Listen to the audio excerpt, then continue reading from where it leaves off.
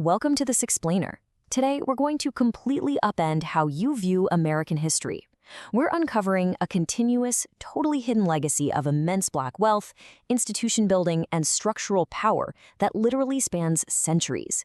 We're going to explore a fascinating narrative that stretches from the 1600s right up to the modern day, looking at brilliant visionaries who navigated an incredibly complex society to build staggering fortunes and foundational ecosystems. To kick things off, let's look at a really powerful insight from essayist Jenny Harrison.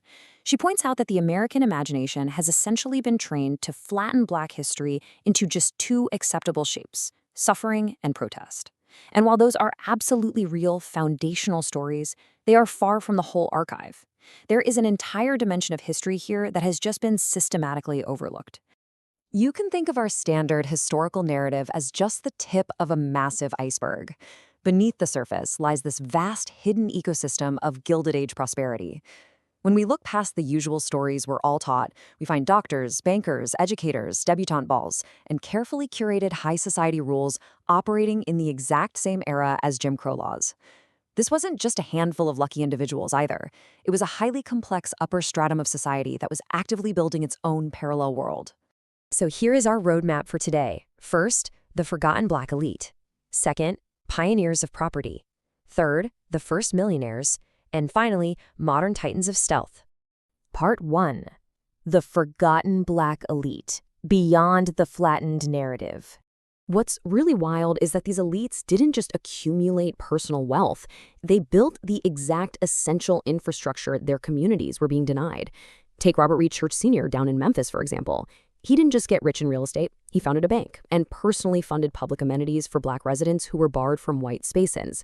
Then you have Booker T. Washington, who founded the National Negro Business League in 1900 to coordinate actual commercial strategy. They also utilized respectability as a tool. Refinement and education were literally used as evidence against a culture that tried to label them as unfit. They had to perform a very specific type of personhood just to carve out a tiny sliver of conditional safety. But as we see with the deliberate burning of Black Wall Street in Tulsa, there's a sobering reality here. Whenever this prosperity challenged the racist narrative, it became a target. The Greenwood District was this dense, thriving ecosystem of Black-owned businesses and vibrant cultural life. Its destruction in 1921 teaches us a pretty tragic paradox about that era. When this demographic was poor, it was treated as proof of inferiority. But when they were thriving, that prosperity was treated as a provocation. Success was very often a target rather than a shield. Part 2. Pioneers of property, laying the foundations. This relentless effort to establish wealth spans centuries. Let's wind the clock all the way back to 1699 with Zipporah Potter Atkins. Born to parents who had been enslaved, she purchased a home and land in Boston, even initialing her own deed of sale. Jumping forward to 1866, we have Biddy Mason. She was enslaved until she was 37 years old, right? Well, she ended up becoming one of Los Angeles' wealthiest real estate moguls, amassing a $300,000 fortune.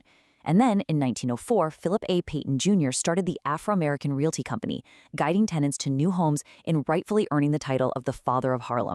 Now, securing these foundational gains required relentless defense, and this was done by legal and political titans who operated almost entirely behind the scenes. Look at Lauren Miller, the attorney who actually defeated racially restrictive real estate covenants in Los Angeles' Sugar Hill, which set a massive legal precedent. Or Clarence Mitchell Jr., who was nicknamed the 101st Senator for his incredible influence lobbying for the Fair Housing Act on Capitol Hill. And we absolutely cannot forget Ernesta G. Procope. She was an investment banker who founded the very first Black-owned business on Wall Street to provide private insurance coverage to homeowners in high-risk areas that everyone else simply refused to serve. They were the invisible shield protecting all this growing wealth. Part 3. The first millionaires, titans of the Gilded Age. Okay, you have to hear the story of Jeremiah Hamilton. He was a Wall Street broker and truly a force of nature. His origins are just wild. The guy literally escaped Haitian authorities in a fishing boat after being caught transporting counterfeit coins. By the mid-1830s, he was in New York, and after the Great Fire of New York in 1835, he took ruthless advantage of the real estate market. Operating in a completely lily-white business domain, he earned the nickname the Prince of Darkness, and even directly clashed over business control with the legendary Cornelius Vanderbilt. To put his success into perspective, Hamilton amassed a fortune equivalent to $250 million today. Yeah, $250 million. This means immense black financial power existed on Wall Street nearly a century before the civil rights movement even began. Now, despite his massive wealth, he still faced the severe racism of his time. I mean, his home was literally attacked during the 1863 draft riots, but his sheer financial leverage was absolutely undeniable. Moving forward a bit, we actually need to make a major historical correction here. For decades, Madam C.J. Walker has been celebrated as America's first black self-made female millionaire. But it was actually her mentor, Annie Malone, who truly pioneered this space. Malone started selling hair care products door-to-door in St. Louis back in 1905. Madam C.J. Walker was actually a student and employee of Malone's before venturing out on her own. Malone built an absolute empire, turning Chicago into the undisputed capital of the black hair grooming business.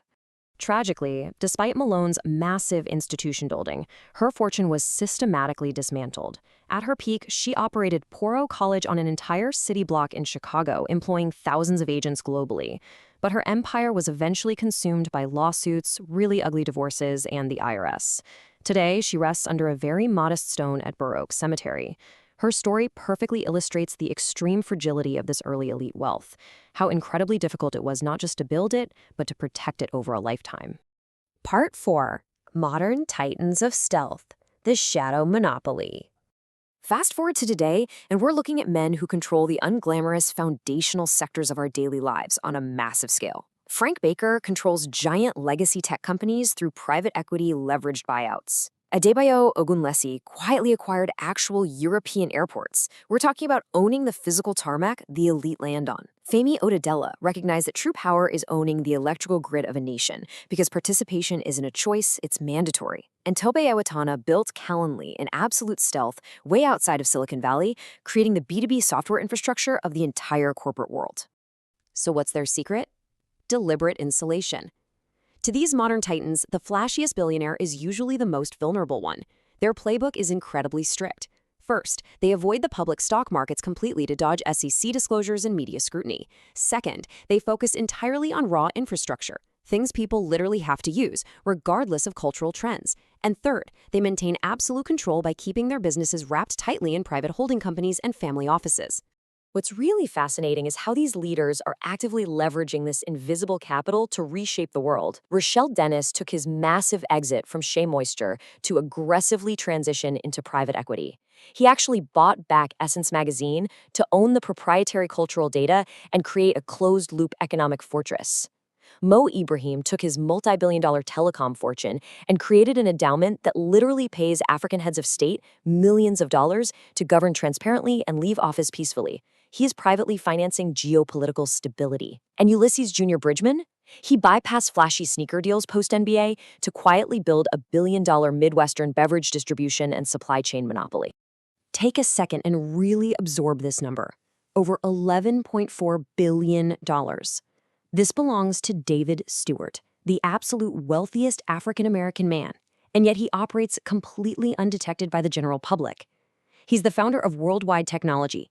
His company provides the highly complex cloud computing architecture and cybersecurity for the federal government, the U.S. military, and the Fortune 500.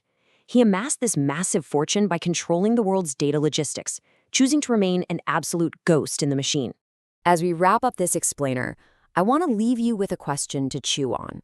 We've seen how a flattened historical narrative completely blinded us to the bankers and real estate moguls of the Gilded Age. And we've seen how a media obsessed with loud, performative wealth completely misses the modern titans who quietly own our airports, our power grids, and our data.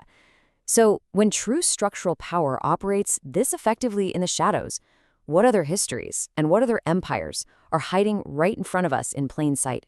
Thanks for exploring this hidden reality with me today.